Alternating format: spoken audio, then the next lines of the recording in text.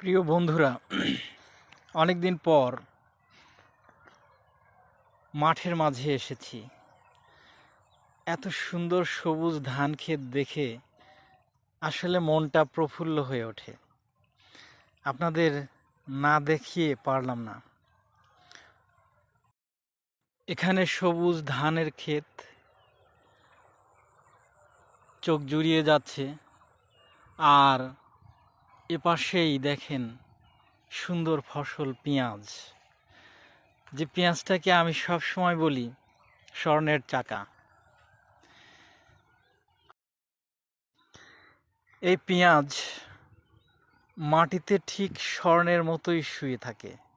স্বর্ণের বার যেরকম খুব লোভনীয় দামি, এই পেঁয়াজও ঠিক তেমনি লোভনীয় দামি।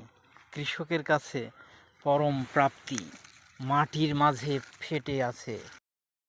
আমাদের দেশে কৃষককে নিয়েও রাজনীতি হয়, ফসল নিয়েও রাজনীতি হয়। ঠিক পেঁয়াজ নিয়ে কৃষকের ভাগ্যকে নিয়ে ছিনিমিনি খেলা হয়। পেঁয়াজ যখন প্রচুর পরিমাণে জন্মে, ঠিক তখনই পার্শ্ববর্তী দেশ থেকে পেঁয়াজ নিয়ে আসে। আমি সবসময় একটা কথা বলি, কৃষক বাঁচলে দেশ বাঁচবে। কৃষক কত যত্ন করে এই ফসল ফলিয়েছেন, এই ফসলটা ঘরে আসবে। এই পেঁয়াজটা ঠিক এখন ঘরে তোলার সময় হয়ে গেছে।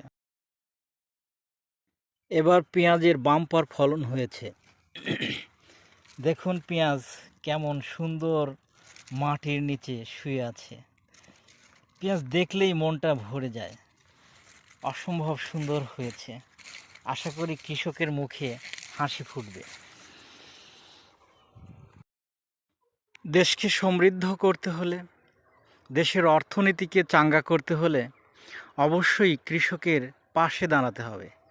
কৃষকের ফসলের ন্যায্য মূল্য নিশ্চিত করতে হবে। তাই সরকার সহ প্রত্যেকটা সেক্টরে যারা আছেন সবার প্রতি আহ্বান, কৃষকের পাশে দাঁড়ান।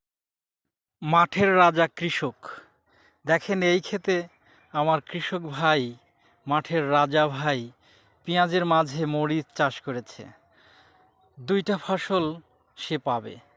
অতএব কৃষকই পারে এই দেশকে খাদ্যে স্বয়ংসম্পূর্ণ করতে। আপনারা যারা মরিচ খান, মরিচ ছাড়া তরকারি স্বাদ লাগে না। ঠিক মরিচ কোথায় হয়, কিভাবে হয়, এই ছবিতে দেখেন। এই কৃষক ভাই এখানে মরিচ লাগিয়ে আবার নালা করে দিয়েছে। কত যত্ন নিয়েছে সে। এখানেও বাম্পার মরিচ। এটা রসুনের ক্ষেত।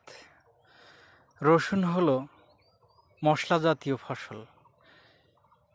প্রচুর ভালো রসুন হয়েছে এবারও বাজারে 1 মণ রসুন 8,000 10,000 টাকা গিয়েছে। তবে বাজার এখন কম।